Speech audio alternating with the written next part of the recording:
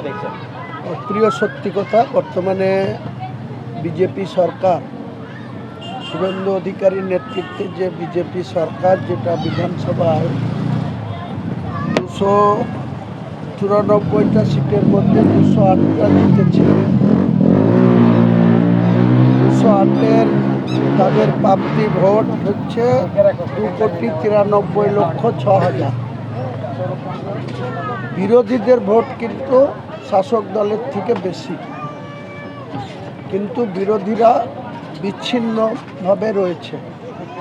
বিধানসভায় 86 জন বিরোধী বিধায়ক আছে, তাদের মধ্যে কোনো ঐক্যতা নেই, তাদের মধ্যে কোনো পরিকল্পনাহীনভাবে তারা বিধানসভায় বিচ্ছিন্নভাবে তারা স্পিকারের অ্যালট করা সিটে বসছে। কিন্তু তাদের যে মেরুদণ্ড সোজা করে বিধানসভায় যে কথা বলা বা সাম্প্রদায়িক বিজেপি যে ক্ষমতায় এসছে, তাদের যে আস্ফালন, সেই আস্ফালনের মোকাবিলা করার জন্য প্রায় 41 জন তৃণমূলের গভর্নমেন্ট ছিল, সেখানেও 44 জন মুসলিম বিধায়ক ছিল।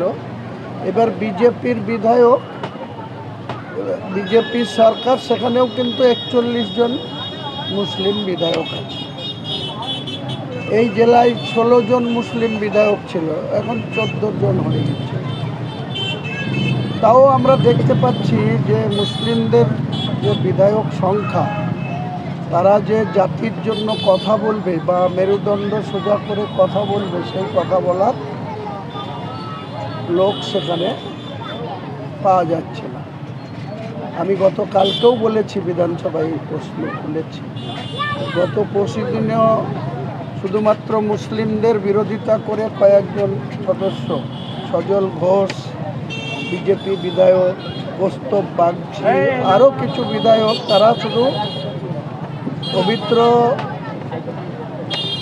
আগস্ট হাউস অর্থাৎ বিধানসভা, এটা কোনো জাতির ব্যাপার না, এটা সাংবিধানিক একটা রাজ্যর আইন প্রণয়নকারী সদস্যদের জায়গা। সেখানে কোনো জাতিভেদ থাকা কারোরই উচিত না।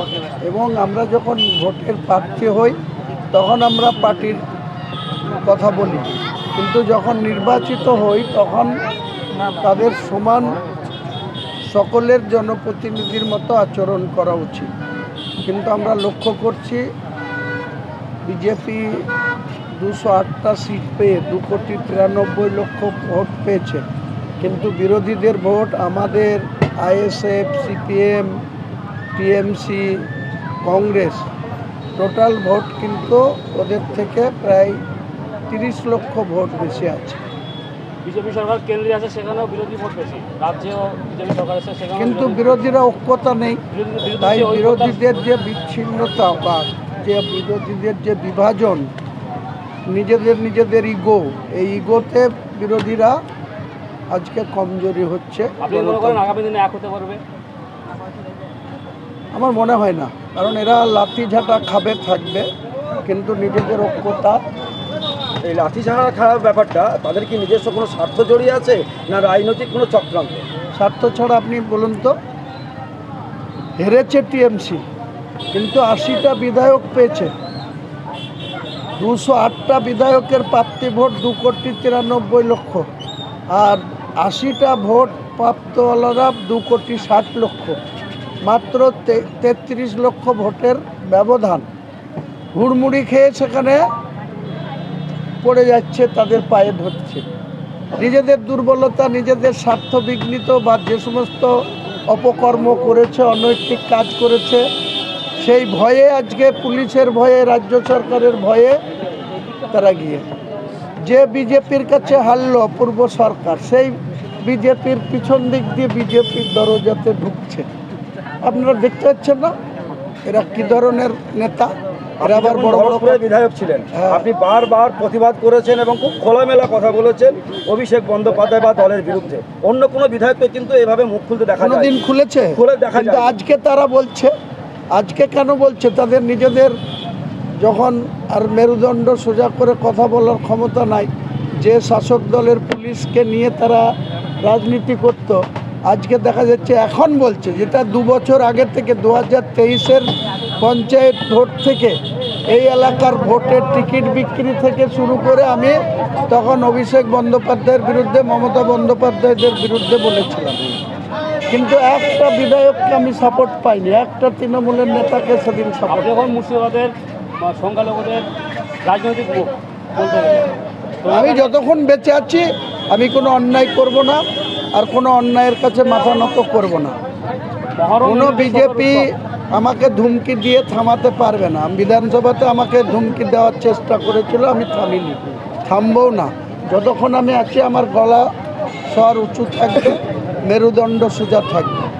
এখন কিন্তু আপনি ভরতপুরের আর বিধায়ক নন, আপনি নওদা এবং রেজিনগরের বিধায়ক, দুটোর এখন বিধায়ক আছেন। তবুও কিন্তু আপনি আজকে ভরতপুরের যে মহরমের যে শোক অনুষ্ঠান, সেই অনুষ্ঠানে এসছেন, এটা কেন, মানে কিভাবে এটা আপনার? 5 বছর তো এখানকার মানুষ আমাকে বিধায়ক রেখেছিল, ভোট দিয়েছিল। সবাই ইনভাইট সবাই সবারই সঙ্গে একটা সখ্যতা, আত্মীয়তা, বন্ধুত্ব তৈরি হয়ে আছে।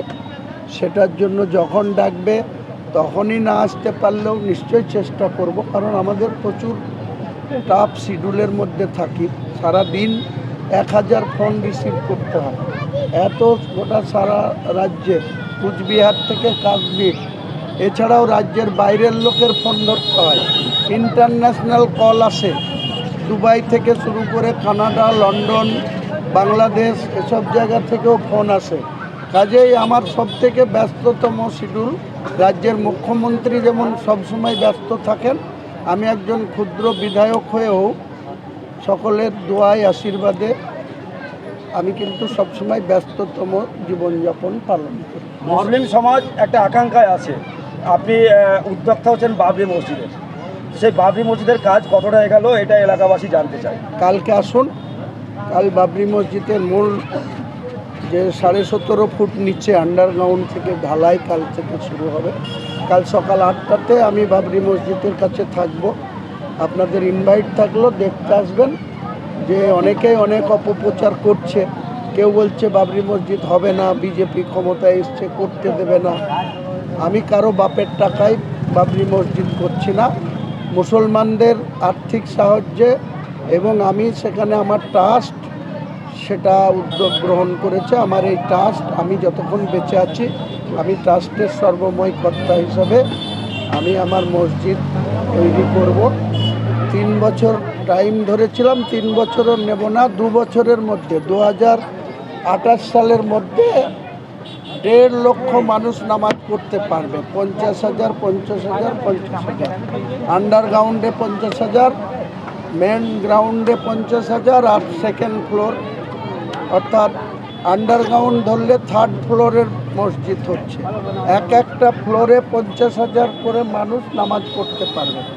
কাজেই 56 কোটি টাকার বাজেট, সেই মসজিদ হচ্ছে, কোনো শক্তি নাই মসজিদ বন্ধ করা। আচ্ছা, এই মহরম উপলক্ষে ভরতপুরবাসীকে কি বলবেন? একটাই বলবো, সম্প্রীতি বজায় রাখতে। এবং এই সরকার অনেক চমকি ধমকি দিচ্ছে যে নরম করা যাবে না, ডিজে বাজানো যাবে না, এই করা যাবে না, ওই করা যাবে না। শান্তিপূর্ণভাবে মহরম পালন করবে।